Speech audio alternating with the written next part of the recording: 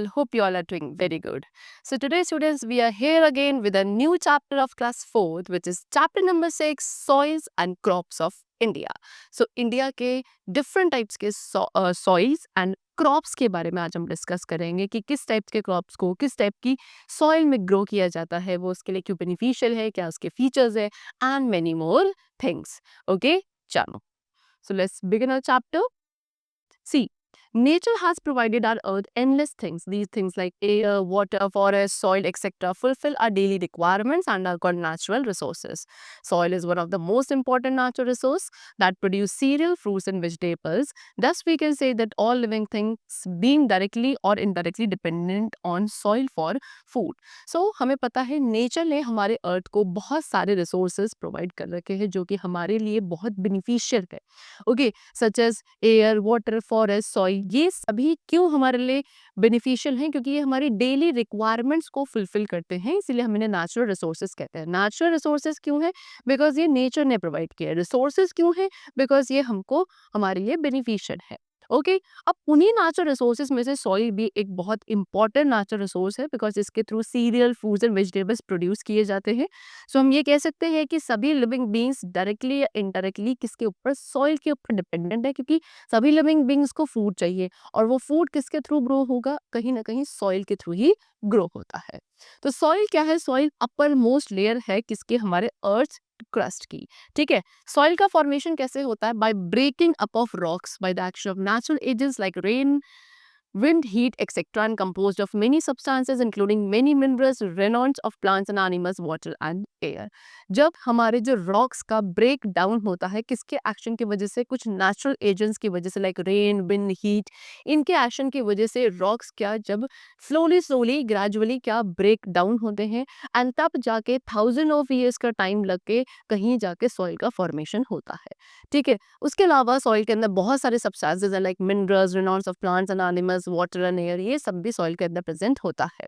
Now different types of soil are found in different regions of the earth. हमारे earth के different regions में different types की soil present है और soil का नेचर डिपेंड करता है कि वो किस रॉक से बनी है, क्योंकि अभी मैंने आपको बताया सॉइल का फॉर्मेशन रॉक से होता है.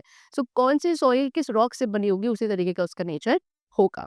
Now we are going to discuss about types of soil. So in India 6 types of soil is found. Very important. India में कितनी? 6 टाइप्स की सॉइल प्रेजेंट होती हैं and variety of crops in 6 types की soil में grow किए जा सकते हैं. Number 1 is alluvial soil. सबसे पहले एलुवियल सॉइल के बारे में पढ़ेंगे. तो ये सॉइल का फॉर्मेशन होता है by deposit of fine silt and sand brought by rivers flowing down the Himalayas. ठीक है. वो रिवर्स जो हिमालय से नीचे फ्लो होकर आती है उनके थ्रू क्या होता है, कुछ फाइन सिल्ट एंड सैंड है जो नीचे फ्लो करता है और उसी के डिपोजिशन से एलुवियल सॉइल का फॉर्मेशन होता है. ये सॉइल आपकी काफ़ी फर्टाइल होती है and northern plains and coastal plains में ये मिलती है. ऑलमोस्ट सभी crops like wheat, rice, maize, cotton, sugar cane, oil seeds, ये सभी आपके एलुवियल सॉइल के अंदर ग्रो किए जाते हैं.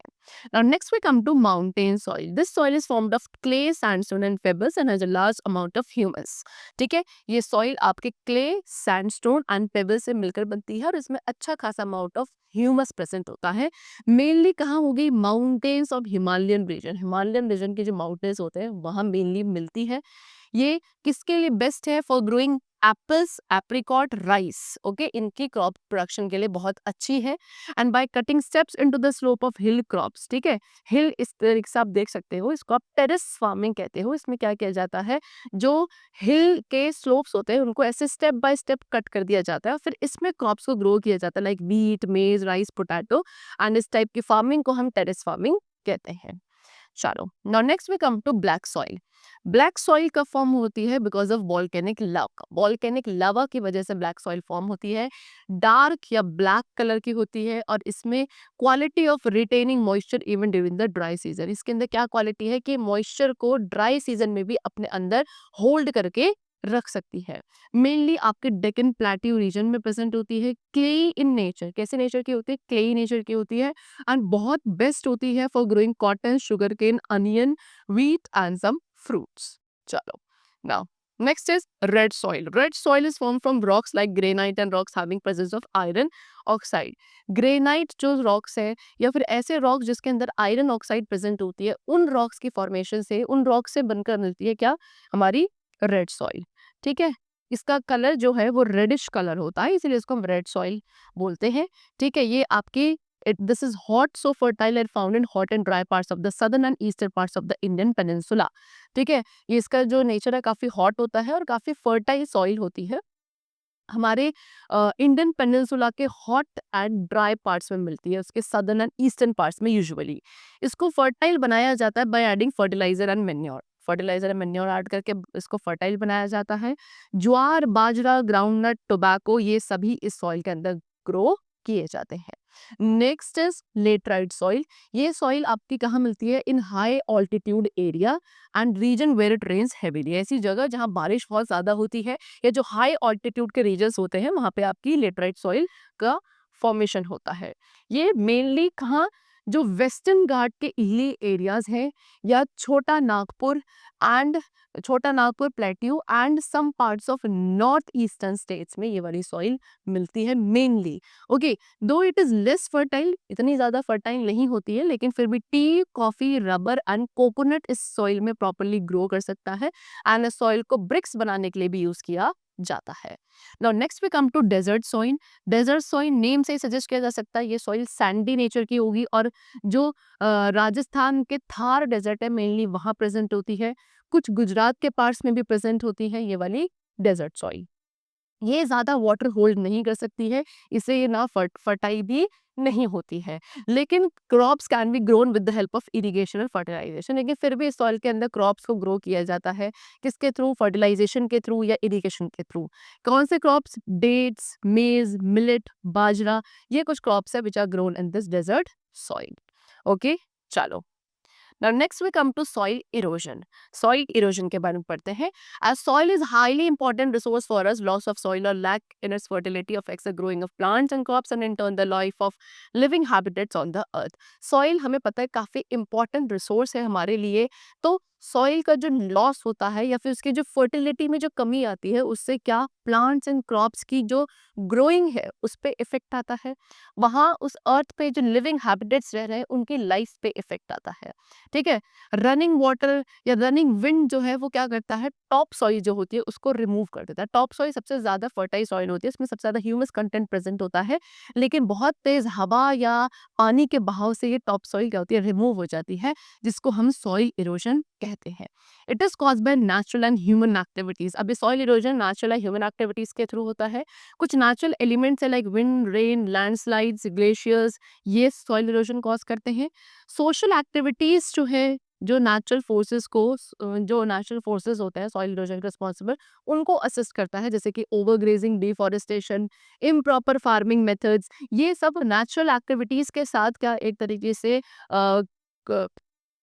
हेल्प करते हैं या फिर बोलो उनके साथ कंबाइन होकर सॉइल इरोजन को और ज्यादा बढ़ावा देते हैं, which is not good. Now, the last topic of the chapter is soil conservation. Soil conservation means what? To check or prevention of soil erosion is called soil conservation. Soil erosion को control करना, उसको prevent करना is known as soil conservation. या फिर दूसरे words में कहा जा सकता है soil conservation is to hold the soil in its place because as if the soil is washed, soil conservation or blown away, it gets lost forever from that particular area or region. यानी कि soil conservation का मतलब क्या है कि soil को किसी particular place के अंदर क्या करना, होल्ड करके रखना है, क्योंकि अगर सॉइल वॉश हो जाती है यानी कि सॉइल इरोजन हो जाता है किसी भी विंड, वाटर या किसी भी ह्यूमन एक्टिविटी के थ्रू, सोशल एक्टिविटी के थ्रू, सो वो जो सॉइल है उस पर्टिकुलर एरिया से हमेशा के लिए लॉस्ट हो जाएगी। ठीक है, और अब इसको कैसे हम कंजर्व कर सकते हैं, तो by planting more and more trees in rows protect the soil erosion. आप रोज की फॉर्मेशन में ज्यादा से ज्यादा ट्रीज को ग्रो करे, वो भी सॉइल कंजर्वेशन में हेल्प करता है। ठीक है, उसके बाद roots of plant species grass provide to hold to soil. ठीक है, हम क्या, जो प्लांट्स की रूट्स होती हैं एक्चुअल में वो सॉइल को अपने अंदर होल्ड करके रखती हैं, स्पेशली जो ग्रास होती है, इससे घास जो है, ग्रास, सो ग्रास भी क्या करती है, सॉइल इरोजन को प्रिवेंट करती है by holding the soil in its roots. Then thus we should not cut the trees controlling overgrazing and doing terrace farming on hill slope also helpful to conserve soil. So इसीलिए हमें trees को नहीं cut करना चाहिए, overgrazing को avoid करना है, ठीक है। हिल स्लोप्स पे टेरेस फार्मिंग होनी चाहिए सो दैट हमारी सॉइल कंजर्व रहे। Small and large dams control floods, छोटे या बड़े जो डैम्स होते हैं वो भी फ्लड्स को कंट्रोल करते हैं। So these are some methods by which we can conserve soil in our nature. And the chapter is completed over here. I hope it was very clear and understood to you. We'll meet you very soon. Till then, take care and thank you everyone.